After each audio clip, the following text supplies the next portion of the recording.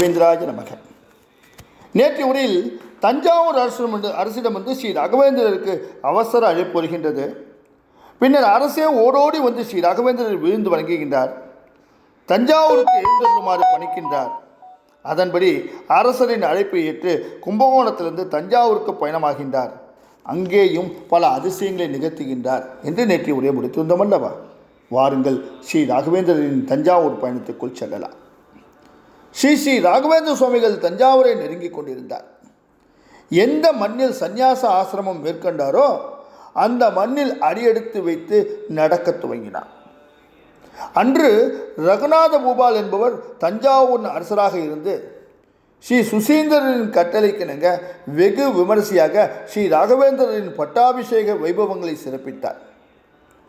உலகிற்கு பயன் தரத்தக்க ஒரு நல்ல காரியத்தை செய்யும் பாக்கியம் நமக்கு கிடைத்தது என்பதில் அன்று ரகுநாத பூபால் மிகவும் மகிழ்ந்திருந்தார்.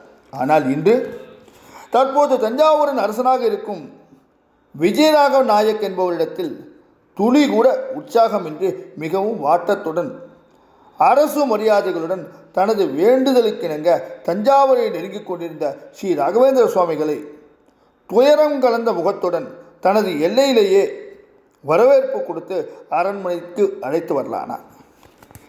கிபி 1624 ஸ்ரீ ராகவேந்திரர் பட்டமேற்ற போது செல்வ செழிப்போடு விளங்கிய தஞ்சை அரண்மனை சுமார் 18 ஆண்டு காலம் கழித்து, அதாவது 1642 மிகவும் நொடிந்து போயிருந்தது.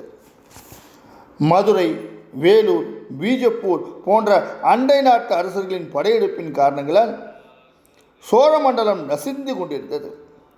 பசியும் பஞ்சமும் போரின் விளைவாக சோழ மண்டலம் எங்கும் தலைவிரித்து ஆடியது. தஞ்சையை அரசாண்டு வந்த அரசர் விஜயராகவ நாயக் பெரிதும் கலக்கமுற்றிருந்தார். வளமான சோழ மண்டலத்திற்கு இப்படி ஒரு ஈழ்நிலை ஏற்பட்டு விட்டது என்று மிகவும் மனமுடிந்து போனார். மக்களின் பசிப்பிணியை போக்க வேண்டியதுதான் அரசனின் தலையாய கடமை என்பதை உணர்ந்து தனது அரண்மனை களஞ்சியத்தில் இருந்த தானியங்கள் அனைத்தையும் வாரி வாரி கொடுத்தார். களஞ்சியத்தில் இருந்த தானியங்கள் தான் தீர்ந்தனவை தவிர சோழமண்ட மக்களின் வறுமைக்கு ஒரு தீர்வும் ஏற்படவில்லை. பஞ்சம் தொடர்ந்த வண்ணமாக இருந்தது.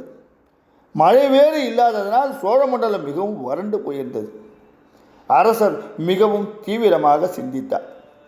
உடனே தனது கஜானாவில் இருந்த பணத்தையும் செல்வங்களையும் மக்களுக்கு கொடுத்தார். அப்படியும் மக்கள் பிரச்சனை தீர்ந்த பாடில்லை. மக்களின் துயரை துடைக்க முடியாத தானும் அரசனா என்று வினாவே விஜயராகவ நாயக்கின் மனதை அலைக்கழித்தது. விவேகமாக இருக்க வேண்டிய நேரத்தில் தானும் மற்றவர்களைப் போல விசனத்திலே இருந்து விட்டால் நாட்டின் நிலைமை என்னவாகும்?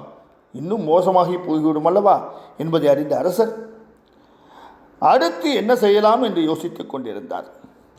இப்படி மனம் தளர்ந்திருந்த அரசருக்கு ஸ்ரீ ராகவேந்திர சுவாமிகளை பற்றிய ஒரு தெளிவு வந்தது. அவரை பற்றி தெரிய வந்தது. அவரது மகிமையினால் மட்டுமே சோழ மண்டலத்திற்கு விடிவு காலம் ஏற்பட முடியும் என்று திடமாக நம்பினார். உடனே கும்பகோணத்தில் தங்கியிருந்த ஸ்ரீ ராகவேந்திரருக்கு அரசாங்க முறைப்படி அழைப்பு அனுப்பினார். பின்னர் தானும் நேரில் சென்று அழைத்து வந்தார். யாரின் வரவினால் தமது ராஜ்யத்திற்கு சுபிட்சம் ஏற்படும் என்று அழைத்தாரோ அவரே இப்போது வந்து கொண்டிருப்பதில், அவரை வரவேற்பதில் அரசர் விஜயராகவ நாயக் முகத்தில் துயரமெல்லாம் லேசாக விலகத் துவங்கியது. பின்னர் சுவாமிகளின் விருப்பப்படியே வடநாட்டின் தென்கரையில் அமர்ந்திருந்த ஸ்ரீமடத்தில் தங்குவதற்காக ஏற்பாடுகளை செய்தார். தஞ்சாவூர் ஸ்ரீமடத்தில் முகாமிட்டிருந்த ஸ்ரீ ராகவேந்திரரை ஏராளமான மக்கள் வணங்கி ஆசி பெற்றார்கள். தமது ஸ்ரீமடத்தில் இருந்த செல்வங்களை எல்லாம் ஏழை எளிமைகளுக்கெல்லாம் முதல் கட்ட நிவாரணமாக அளித்தார். சோழ மண்டலத்தின் பஞ்சத்திற்கு நிரந்தர தீர்வு காண வேண்டும் என்று இரண்டாம் கட்டமாக அரண்மனை தானிய களஞ்சியத்தில் பீஜாட்சர மந்திரத்தை எழுதி வைத்தார். வருவோர் எல்லோருக்கும் வேண்டிய மட்டும் எல்லா தானியங்களையும் தருமாறு அரசருக்கு கட்டளையிட்டார். அதன்படி தனது நாட்டு மக்கள் அனைவருக்கும் தானிய களஞ்சியத்திலிருந்து தானியங்களை வாரி வாரி வழங்கினார் அரசர். நாட்டு மக்கள் அனைவருக்கும் அவர்களுக்கு வேண்டிய மட்டும் அள்ளி அள்ளி கொடுத்த போதும் களஞ்சியத்தில் இந்த தானியத்தின் அளவு குறையாததைக் கண்டு ஆச்சரியப்பட்டார் அரசர். எவ்வளவு கொடுத்தாலும் மீண்டும் மீண்டும் ஊற்றை போல சுரந்து கொண்டே இருந்ததை கண்டு அரசருக்கு உற்சாகம் பிடிபடவில்லை. மக்கள் எல்லோரும் மகிழ்ச்சியால் துள்ளினார்கள். மன்னனும் மக்களும் ஸ்ரீ ராகவேந்திரரை ஆனந்த கண்ணீரோடு துதித்தார்கள். தொடர்ந்து என்ன நடந்தது நாளை உரையில் பார்ப்போமா? ஓம் ஸ்ரீ ராகவேந்திராய நமக. ஓம் ஸ்ரீ ராகவேந்திராய நமக.